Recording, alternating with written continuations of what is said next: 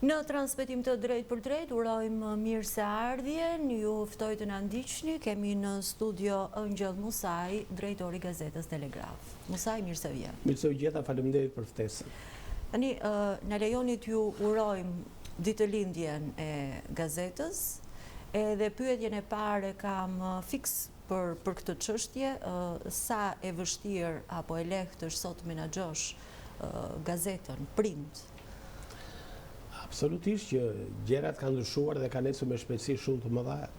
Madje edhe jo vetëm printi, por edhe televizioni sot prap pavarësisht organizimit se ku i bën aktivitetin, intervistën, se ku e zhvillon programacionin, në fundit njerëzit janë të prirur ta shikojnë nga telefoni. Pra nuk janë më ata klasik që duhet të rrinë patjetër në shtëpi, të ulen pranë tavolinës, të vëndezin televizion, gjithë është bërë më praktik duke parë ose duke marrë atë që do. Në këtë kuadër edhe pjesa e printit do të mendoj unë që ka ngelur një lloj, do ngelet thjesht një lloj relike ose edhe një lloj ikone veçantë për ata që do dinë ta përdorin, ta fusin në treg, jo më me gjëra të përgjithshme, sepse sot nuk t'i djeg televizioni, t'i djeg telefonit, t'i ndjekin rrjetet sociale, t'i ndjekin Facebooku, t'i ndjek TikToku, t'i ndjek Instagrami, etj. Pasi janë më të shpejta në kohë, është më shpejt teknologjia për sa i përket shpërndarjes, merr dhe hedh direkt, ai mund të jetë në fund të botës, thotë ja çka ka ndodhur sot. Prandaj edhe ne çuditemi kur shikojmë ngjarje, ua përmbytje, ua kjo katastrofë. Nuk është se s'ka ndodhur, ka ndodhur edhe përpara. Po që vjen një lajm nga Australia donte një muaj gjys, sot e merr për 2 sekonda, 3 sekonda. E njëjta gjë edhe në zonat në pjesën e Amerikës Latine apo në Azinë e Largët etj. Apo edhe brenda vendit tonë për fshatra, se ne kemi parasysh se ç'a bëj në atë kohë që të vije nga Tirana në Kuks apo në Tropoj apo në Peshkopi doje 7 orë, 8 orë. Ndërsa ne sot për 1 orë gjys vetëm në një nga ato destinacionet edhe thua ore ku pas kemi qenë. Unë pak të mbaj mend që për të udhëtuar drejt Kuksit është bërë 6 orë gjys rrugë me makinë të vogël, apo për të vajtur në zonat e thella të Sarandës e tjera që do të 6 orë, 8 orë etj. Kështu që zhvillimi dhe evolimi ka bërë që gjërat të ecin dhe të lehtësohen dhe të vështirësohen. Patjetër dhe të vështirësohen, megjithatë neve edhe për të paraprirë, edhe për të qenë çik më bashkëkohore, edhe duke parë edhe praktikën europiane, por edhe atë botërore, sidomos amerikane, të cilët janë më të avancuar dhe ne kishim menduar prej kohë sepse e kishim ndjekur. Ne kemi ecur paralel bashkë me Gazetën Telegraf, ne kemi marrë dhe licencën e televizionit Telegraf, ish televizioni Klap TV, të cilën ne kemi mbyllur të gjithë dokumentacionin ligjor, teknik, ekonomik, financiar, për sa i përket institucioneve kryesore të shtetit, qoftë qendrës kontrollit të bizneseve, qoftë AMS, qoftë tatimeve. Pra i kemi ecur dhe jemi në përfundim, ne jemi në transmetim aktualisht, në provë, dhe besoj që për një muaj, 2 muaj do të jemi goxha të futur. Sigurisht edhe shumë korrekt për sa i përket, sepse televizioni është një diçka që të vret më shumë, sepse ka imazhin, ka dhe pamjen, duke qenë të kujdesshëm dhe gjithmonë parimi jonë është do mundohemi në maksimum të jemi sa më shumë shqiptarë, të shërbejmë sa më shumë shqiptarëve. Ky është parimi jonë domosdoshmë. Suksese Musaj. Për të ruajtur lexuesit tuaj, unë çfarë kam vërejtur në vite të tëra leximit të gazetës suaj, kanë qenë ato denoncimet konkrete të aferave korruptive dhe copsa nga raporti i lartë i shtetit që fatkeqësisht nuk merren parasysh. Musaj. Realisht, në emisionin tuaj të mëngjesit të dikurshëm, që ju e kemi bashkë një jetë të tërë, që jemi në kontakt të vazhdueshëm, shikoni telefonata ku një pjesë e mirë e njerëzve thoshin ore çfarë bëhet, edhe në emisionet e tjera, ku unë kam thënë që në emisionet e mëngjesit 2 emisione ka pasur Eliana dhe Bashkimi. Zoti dhe zonja Hoxha. Zoti dhe zonja Hoxha. Sot janë bërë shumë zonja dhe zotri. Por nuk vinë dot në ato lloj shërbese që i vinit ju me emisioni. Ju ishit një lloj shërbetarësh dhe krijonit shërbesa që ishit deri tek detaji i hallëve dhe problemeve të qytetarëve dhe të njerëzve të pamundur, të varfër. Kështu që duke qenë se kur neve denonconim materiale dhe fakte pa fund, po ja marrin shembull. Para 9 vjetësh thoshim, ka një projekt në Shqipëri që do të krijohen 5 baza. Ne kishim kaq iden se kështu na e kishin konceptuar nga ata të cilët kishin projektuar krijimin e 5 bazave për pritjen e refugjatëve nga vendet e Afrikës, Azisë. I kam unë nga gazetë. Atëherë kur ishte ende pa konceptueshme. Para 8 vjetësh, 9 vjetësh. Pra I bie diku nga 2015-2016. Të gjithë hidheshin, ndoshta dëgjuesi juaj ishte më I pranueshëm, sepse duke qenë që ishte edhe I djegur pjesa dërmuese e njerëzve nga vuajtjet dhe nga sakrificat, po te pjesa e bashkimit shumë thoshë, ora çfarë flasin këta, janë të rrezik këta. Po janë që dolën. Kur ndodhi çështja e inceneratorëve, ne thoshim, ore, nuk është ky realiteti I inceneratorit. Edhe këtë që dëgjojmë sot akoma kësaj dite. Unë pa ta thënë atëherë se pa të më shkruar dhe kishim burime të sigurta që kur është montuar inceneratori I Elbasanit, po marr si shembull, ka kaluar në 3 duar. Domethënë e ka marrë një individ I cili ka kaluar një kompanie shumë prestigjioze për ta realizuar dhe e ka kërkuar me çelësa në dorë. Dhe di çka ka bërë apo gjysmën e vlerës ka kushtuar. Nëse Elbasani është diku te 34 milionë euro, rreth 17 milionë euro e ka dorëzuar me çelësa në dorë ai zotëria. Dhe askush nuk merret. Do thoshë, ore, çfarë thon këta? Tani që ka vajtur gjithë të burg njëri pas tjetrit për çështjen e inceneratorit dhe është një dështim total, tani nuk ndihen. Fatkeqësisht ne nuk dëshirojmë askujt që të kenë probleme, po një pjesë e mirë atyre të cilët bllokonin ekranet e televizionit, telefonat e televizioneve, ndoshta edhe janë ndarë nga jeta, sepse janë ligjet e natyrës dhe nuk sigurisht që ngushëllimi është I pari, por sot duket çai thua sepse I thua që ora ju kishin paralajmëruar. Parimi klasik se sa më shumë ta lësh një individ të mos I kërkosh llogari ose të kthehet në autokrat, aq më rrezikshëm është për ty si qytetar, pastaj për fatet e atë vendit. Dhe ne jemi para një klauzule të vështirë dhe jemi para një situate tepër të rëndë ku diskutohet zhbërja e shtetit. Me këtë situatë që jemi ne, diskutohet zhbërja e shtetit. Ishim diku në diktaturë, diku te 4 milion banor, sigurisht që ne nuk duam atë diktaturë, se prandaj edhe 8 dhjetor ishte një ditë e shënuar ku u rrëzua, por ata të rinj, të cilët kishin ëndra dhe shpresa në 8 dhjetorin e 1990-s, nuk erdhën në pushtet që sot, pasi kanë veshur kostumet dhe kollaren e politikanit, po shpërbëjnë dhe po hedhin në rrugë dhe po flakin rinin. Pra ky ishte ideali juaj, atëherë o ju keni qenë meskin, o ju keni qenë hipokrit, o ju nuk e keni dashur këtë vend, ose ju keni qenë të futur nga qëllimi, nga njerëz, individ të klasës saktuar të sistemit të asaj kohe apo dhe të njerëzve antikombëtar, të qarqeve antikombëtare, serbe dhe greke, ku di unë, e këtë duhet shti që në fundi kur s'na kanë dashur, por na kanë coptuar, për ta katandisur vendin në këtë deregje, se ne kemi ndyshim të shpejt dhe të vështirë për të uri më këmbur. E kemi debatuar me shumë miq, edhe kur unë kam qenë për shkak të atyri që thatë ju të raportit kontrollit të shtetit, ku punova gati 7 vjet si ekspert. Kur vinim në Poloni, për shembull, na thoshin që dëgjom, mos u mërzisin nga lëvizjet e popullatës ose emigrimi, sepse Polonia ka 4 milion të qytetarë të cilët kanë emigruar. Po ka vërtet 4 milion, po Polonia ka 40 milion banor, pra 10% ka ikur. Pra dhe Shqipëria, nëse ishte 4 milion banor, ne nuk po diskutojmë sot që të ikni 400.000, po ne në 4 milion e sot kemi përfunduar 1.700.000, ne na ka ikur 70%. Pra është një lloj për analogji që edhe Gjermania, që sot është 90%, 90 milion banor, ti ikë 70% e popullsisë, 63 milion, çfarë do bëhet? Do bëhet alarm I madh, do bëhet skandal I madh, do bëhet një krizë e madhe kombëtare.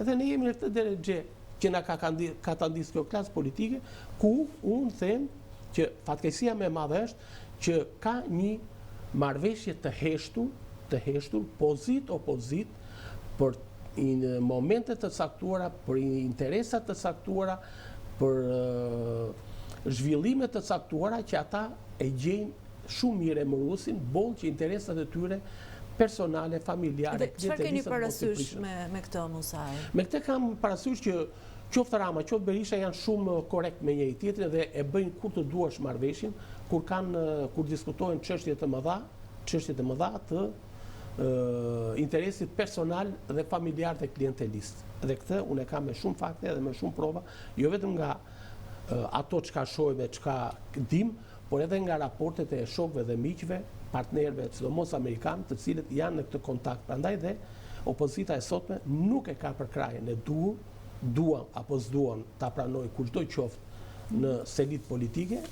nuk e ka për krajen e dur amerikane. Sot avokati i cili drejtoi fuqatën elektorale të opozitës është kryetari i Partisë Republikane de facto, pa kryetari i partisë vetë presidentit Donald Trump. Dhe po të kishte ai dëshirën e madhe për të bërë një zhvillim apo një transformim, e kishte bërë për 24 orë. E ka bërë në gjithë Europën. Po të kishte ai dëshirën e madhe, vajti fali dhe i hoqi në ngratën do dikut edhe gjithë biznesmenëve dhe banditëve të Bosnjë e Hercegovinës. Ai hoqi. Pse nuk i heq në Shqipëri? Pa dikush do ta mendojë ku çalojnë gjërat. Nuk e heq, sepse do një klasë të re dhe jo një klasë e cila punon dhe bashkëpunon me njëra tjetrën për interesa klienteliste, personale, të fitimeve, nepotike në punësime, nepotike në ndarjen e posteve të pazareve. Unë di individ të cilët janë formatuar në institucionet qendrore të bordeve, të institucioneve të përbashkëta, të cilët në vjellin vrerë dhe nuk shohin me sy qoftë edhe një opozitar më të fundit, sepse këtë qëllim kanë ardhur nga paria dhe prandaj ne jemi në këtë drejtë. Është e pamundur tani vërtet unë e di se çfarë masakre bëhet me votën, sa vjedhet, sa grabitet, sa paguhet, se sa është futur në lojë krimi, se sa është futur në lojë janë futur koncesionet, blerja e pronave, edhe jo sot, po që në 2016, në 2017 kishin paralajmëruar. Ja bërë bisedë të tilla, unë dua këtë zonë me kaq deputet dhe ty do t'jap vëri gishtin ca pronash do ti në Bregdet. Në 2016-2017. Me një mik të pozitës, ish ministër zyrtar nga më të lartë, ka qenë pjesë e kupolës. Dhe kur i diskutonin, unë rria i shikoja si i hutuar, të që ore ti po tallesh apo na bën për budallim. Më dëgjoi mua tha se janë pjesë e tavolina ku janë zhvilluar këto biseda. Dhe ja te kemi që gjithë Bregdeti shqiptare diti që nuk gjen dot sot një pëllëm tokë, e shitur, por nuk e tregojnë, i kanë letrat e mbyllura. I kanë marrë. Të gjithë Bregdetin. Po, për sa kohë kanë kaluar te paketa e maleve, është krejt normale që ta besojmë. Tani, unë po shifja një material që diku të 300 ca hektar në kuadrin e paketës së maleve dhe gjirin e Lalcit. Po ma thëti mua se ku ka male në gjirin e Lalcit, unë nuk e di. 300 ca hektar. I di partia ato punë? Nesër do ta kemi në Telegraf, këtë lajm, dhe është e tmerrshme. Ku ka? Ku i gjetë? Kush ta dha aty? Po e kanë marrë. Pse? Sepse duan të vënë fotovoltaik. Duan të pastrojnë parat e krimit, të drogës, trafikut. Prandaj jemi në këtë situatë. Në 2026 do vendosej taksa për banesën.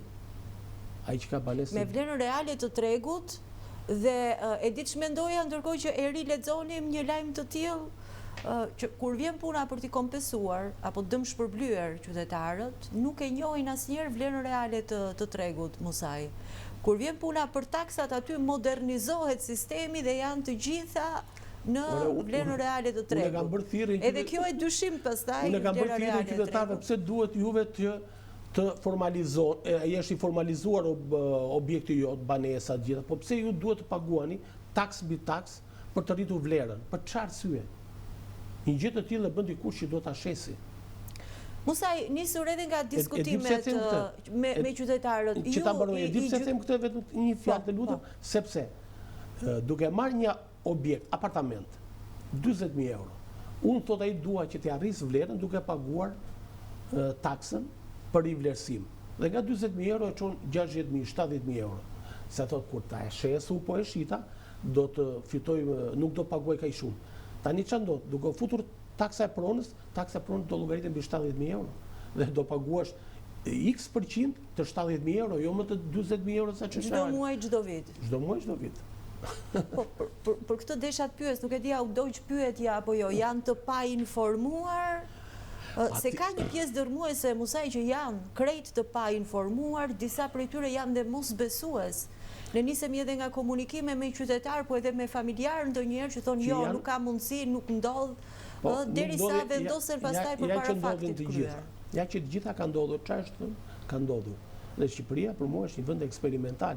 Ju thoni me të drejtë, a janë të painformuar, apo u pëlqejnë, apo s'duan, apo kanë parimin. Apo janë dorëzuar, thjesht janë dorëzuar. Unë nuk them janë dorëzuar, unë them janë indoktrinuar. Është pjesa e indoktrinimit e shumë rrezikshme. Kështu që ata nuk janë dorëzuar, ata janë indoktrinuar, thonë që e di partia, vazhdojnë akoma me mentalitetin e 50 vjeçar që thotë e di partia. E di partia, mendon partia, se kështu ishim mësuar. Ik në shkollë, ik spital, nuk pagoni lek as në shkollë as spital, se punonin kudo në punë minierë gjitha, ja merrte që nga paga, ai thoshte këtë pagën që keti e ke botë sa për të dhënë bukë, s'ke as pasuri as pron. Edhe ishte ndarë më rregull dhe vinte ha bukë, fli gjumë, ik në punë. Shikon ndonjë ndeshje të dielën mbas ditës sport, se para dite kishte zbor dhe vije prashisje dhe vije punë prodhuese dhe kaq mbaroi loja. Por ama ka dhënë gjë tjetër, një pjesë e mirë, vërtet ju thatë që e kuptojnë, se kuptojnë, janë të indoktrinuar apo jo. Pjesa intelektuale ka ikur, rinia ka ikur, atëherë kush ka ngelur këtu? Ka ngelur një pjesë e mirë e veteranëve, fatkeqësisht për shkak të situatës së rëndë të trashëgimisë nga periudha nga e cila erdhëm ne, por edhe pasojat të mëdha që kaluan këto 4-5 vjet sistemi ngjitja e Covidit e cila ka prekur në mënyrë masive kudo në botë dhe tani është një problem shumë i madh në botë, çështja e memorizimit, se ka filluar ka prekur thellë memoria, po tash ne i kishim ca probleme me kujtesën. Me kujtesën. Mbi vendoset. Tani vendoset dhe kjo, dhe po çikosh, merri që nga gjërat më të vogla, harron ndërtaren hapur, harron sobën hapur. Pse nuk janë rasti këto thjesht çështje, harron dhe i riu, jo vetëm i moshuari. Janë probleme të cilat në perëndim kanë filluar në mënyrë masive po ndryjnë. Unë i pash në Spanjë, pash në Gjermani, kohët e fundit, pash në Austri, ka filluar po ndryjnë masivisht në mënyrë shkencore si do bëjmë për të kthyer ose për të ruajtur dhe të stabilizuar memorien e qytetarëve, sepse Covidi ka lënë pasoja shumë të rënda. Një nga pasojat që ka lënë Covidi te qytetarët dhe është ka ne kemi Covidin e komunizmit një rende të pa diagnostikuar. Është mbi vendosur dhe kjo ishte akoma më skandaloze, domethënë, qofse atë bën grupe të caktuara, kjo u bën masivisht, kjo u bën nga një lloj elite e cila i vuri flakën gjithë njerëzimit kudo në glob. Dua t'i kthehem përsëri çështjes së rinisë, 45% më pak në 13 vite, natyrisht shumë të rinj të shkolluar apo jo, të arsimuar apo jo, që nuk preferojnë më të qëndrojnë në vendin e tyre, që vendi i tyre i përzë, shumica prej tyre nuk duan të kthehen më. Kujtojmë rinin e 90-s me shpresë dhe goxha luftarak, si që thoshte edhe Isuf Luzaj, rinia duhet ishte majaja për brumin e bukës së demokracisë. Ku jemi sot, Musa, i kanë kaluar 35 vite edhe koha e pjek grurin, por koha nuk punon arën, ne si jemi në gjykimin tuaj? Sipas statistikave reale, sepse edhe statistikat një pjesë janë të shtirur, Shqipëria ka pasur 70.000 lindje në vit. Në vitet 90 ka arritur kulmin me 70.000 lindje, 67-68.000 lindje në vit. Ndërkohë që në arsimin 8 vjeçar të kohës, apo maturant, po thuaj se vinin diku te 90%, 95%, se ishe me detyrim, u bëhet detyrueshme dhe arsimi mes. Pra kishe rreth 70.000, po e marrim jo 67, 68, po e bëjmë 70.000 për llogaritje lindje, dhe sot kemi 22.000 lindje. Rekordi historik negativ i 100 viteve të fundit. Vetëm Italia, ne kemi diskutuar vjet bashkë par vjet në mos gaboj, që thoshim që vetëm në Itali nga familjet shqiptare, çiftet shqiptare në 2021-2022 kishte 11.000 lindje. Ndërsa në Britaninë e Madhe shqiptarët janë kombësia e parë sa i takon lindshmërisë, krahasuar me gjithë kombësitë e tjera që kanë emigruar atje. Në 2005 unë kam qenë një komision ku u përgatit censusi për maturat shtetërore në të gjithë Shqipërinë. Dhe mbaj mend që ishin diku te 54.000 studentë. Biles diskutoj çfarë do bëhej se duhej të dilte libri i maturës dhe duheshin 54.000 emra. Sot që ne po flasim janë 27.000 maturantë. Pra rreth 30.000 maturantë më pak. 30.000 maturant pak. Rreth 45.000 lindje më pak. Pra, kjo barazuar numri i lindjeve me vdekje. Sepse aq ishte diku tek 22.000 22-23.000 ishte numri i ndarjeve nga jeta i vdekjeve në Shqipëri sipas statistikave. Dhe kjo është askush nuk kujdeset. Askush nuk kujdeset për cilësinë e ushqimit, për cilësinë e jetës, për hapjen e vendeve të punës, për krijimet e fabrikave dhe uzinave të cilat japin prodhim. Dhe neve më thoj se ku duhet punoj një shqiptar, po më thej se ku duhet punoj, po të dalë sot. Për të mos folur për cilësinë e arsimit pastaj, Musai. Nuk kemi raciste, unë nuk jam racist, por unë nuk mund të pranoj që të shpërbëhet numri dhe të kapërcehet numri i popullsisë me të ardhur, qoftë edhe me këto rastet e fundit që po tentojnë të hapin gjuhë e kampe azilësh. E para është imazhi, e dyta është nuk ka biznesmen i huaj, kompani dhe korporat që të vitë të bëjë investim në një vend që nuk ka siguri. Se ti ke mbledhur gjithë emigrantët, por edhe llumin e emigrimit, ata që kanë krime, ngjarje, që vinë duan të ikin nga vendet ku kanë, që kanë probleme me krime, me vrasje. Dhe si mund vjej të investoj miliona? A e bleti një shtëpi në një vend, në një geto ku ka vetëm vrasje? Se ble. Nuk i jep lekët. Edhe si qytetar, edhe unë. Atë si mund të vinë ata investitorët e huaj? Kjo është e para. Ne i marrim, na teket dikujt e i marrim.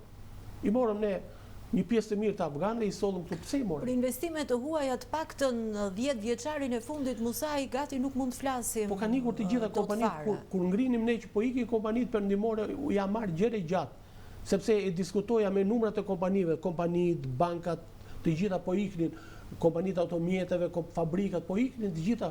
Biles thoshim, e mbani me çfarë thoshim, një pjesë e mirë e tyre po ikin në Maqedoni. Një pjesë e tyre kanë më kollaj vën Kosovë sa Shqipëri.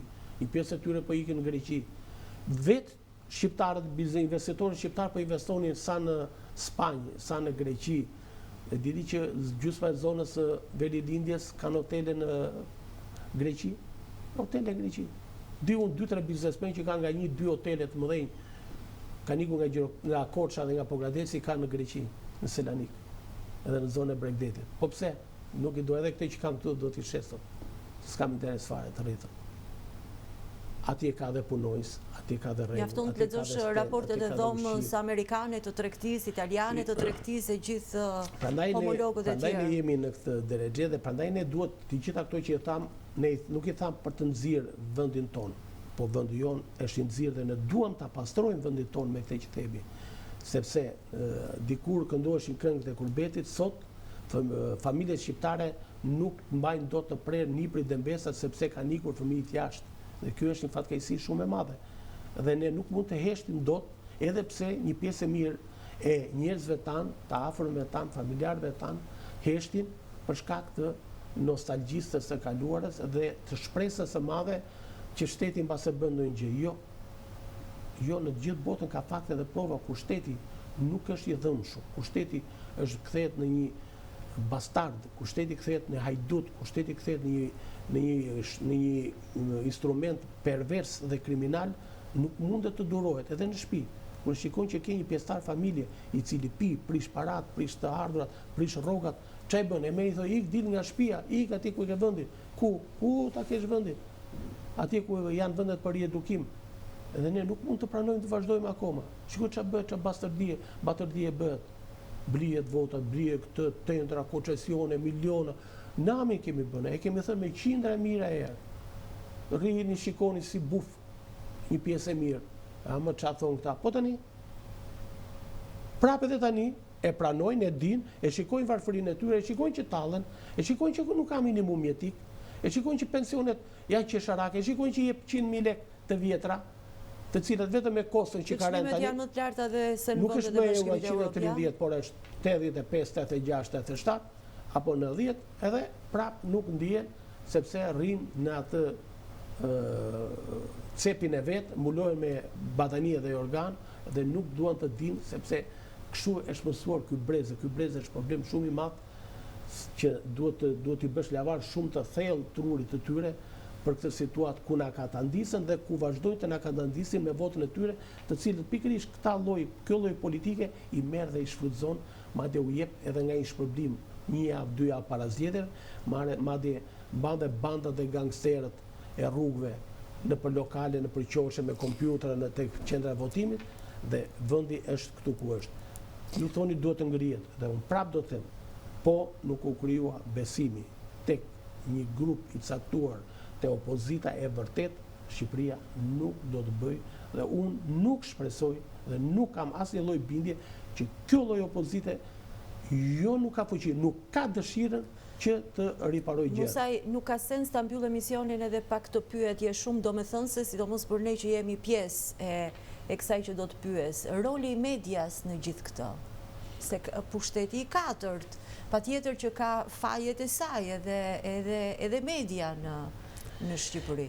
Është e vërtet që media dikur quhej pushteti i katërt, edhe sot e ka emrin pushteti i katërt, por sot median e kanë ata që kanë biznese, kanë ndërtime, që marrin prona, që vën gjoba, po e marr pjesë, jo të gjitha, dhe shumë pak vend ngelet për pjesën e ndershme. Për media që mbjetoj, në kushte mbjetese. Se ne po diskutojmë së bashku dhe po hedhim balt mbi kolegët tanë, mbi shokët tanë, me të cilët ne diskutojmë për ditë. Jo, janë në raportet ndërkombëtare aty që flasin qartë. Por ata nuk kanë fuqi. Ata të cilët vetë censurohen janë shumë pak për mua. Është 1% shumë e vogël. Pjesa tjetër sa del nga studiot, sa del nga redaksit shpërthen, nuk e mban dot, nuk e duron dot. Dhe ky është fakti që shumica e gazetarëve prandaj kanë ikur jashtë. Nuk e durojnë dot këtë situatë kaq leberitse. Sepse shteti ka kapur pronarët e tyre, bizneset e tyre, drejtuesit e tyre dhe i përdor për interesat e veta që të heshtin. Sepse nuk ka besim, jo te shteti media, nuk ka besim te instrumenti, te institucionet e reja, se ne pretendojmë që bëjmë institucionet e reja të drejtësisë, ishte raporti i fundit. Një reformë drejtësie. Unë e kam thënë dhe plasa duke thënë që nuk ka institucione më të korruptuara se sa institucionet dalën nga reforma në drejtësi, dhe ata të cilët morën përsipër për të bërë reformën në drejtësi nuk ka shans. Ja tek i ke institucionet, sa dolen me dokumenta false, sa dolen të implikuar, të përlyer, të përzier, ke akoma aty brenda. Dhe ka ndërprerë sepse thoshin na hodhët në herë, u shkatërrua. Aty ke njerëz lidhur me krimin, ke njerëz që bashkëpunojnë me krimin, që bashkëtojnë me krimin, që paguhen nga krimi, që kanë dokumentat falsifikuara. Ne kemi raste pa fakt, me 10 herë, ku vetë gjyqtarja e vetë tingut, vetë deklaron, thot, më fal, gabova, dhe pranoj gjykim të shkurtuar. Të nesmen, pasi e morën gjyqtarin në një makinë të njësie diplomatike, dhe i thonë që ti nesër nuk do të japësh të vendim kundra asaj gjyqtare, po ajo të reflektohet, të thotë që nuk është e vërtet, sepse kaloi numri, kaloi 51% që dolën me probleme. Ja, këto janë situata shumë të rënda, apo tjetër që një mësues e marxizmi-leninizmi, ti i ke dhënë mundësinë, dhe ne diskutojmë sot në këtë 8 dhjetor, i ke dhënë mundësinë që ajo të bëj vettingun, e kupton çfarë sa të mërshme është apo jo. Dhe ç'a bën? Në vend të notave të fakultetit juridik si fakulteti 2 me korrespondencë, vendos notat e fakultetit të shkencave politike të kohës para viteve 90. Dhe kjo është e pafalshme dhe e papranueshme dhe e palejueshme. Ke të tjerë antar vettingu që janë me vila dhe me pallate, ke të tjerë antar të vettingu gjyqtar dhe drejtues të gjykatave, nga gjykata kushtetuese, gjykata e lartë, gjykata apelit, të cilët janë me prona dhe me pasuri dhe nuk kanë kaluar në vetting. Pse kështu më bën ligjin që nuk duhet të kalojnë vetting. Ke nga ata të cilët përgatiten tani marrin me listë patronazhimi dhe i çojnë për shkolla për të bërë prokurorë dhe gjyqtar. I kemër sa duash. Dhe prandaj hesht dhe opozita dhe tani prandaj u kthyen në bumerang, se ka marr atje njerëz të papërgjegjshëm. Ka marr të papërgjegjshëm në parlament dhe i bën kokës me grusha se ja bën vetës, ja lanë në dorë të gjitha një sekti sorosian, i cili bëri çaj deshi me ligjet, me shtetin, me vendin, me shpopullimin tani duke shpopulluar këtë vend. Edhe kjo është e tmerrshme kur e shikon dhe kur e dëgjon, dhe tani thotë ore çfarë po ndodh, po ti e ke. Vetë kishe në dorë, pse le? Ku i kishe ekspertët? Nuk i kishe. Edhe sot njerëzit të nderuar e dim kush janë zëgjinet, janë ato të korporatave të mandateve të kaluara, të cilët kanë bërë një krim të madh shtetëror me atë që kanë bërë, që i mblodhen si delet dhe votuar me 100 ca vota ndryshimet kushtetuese. Gjithsesi, edhe ajo reformë është ndryshuar me kalimin e viteve, Musaj. Edhe ato 140 kartonët e atij momenti.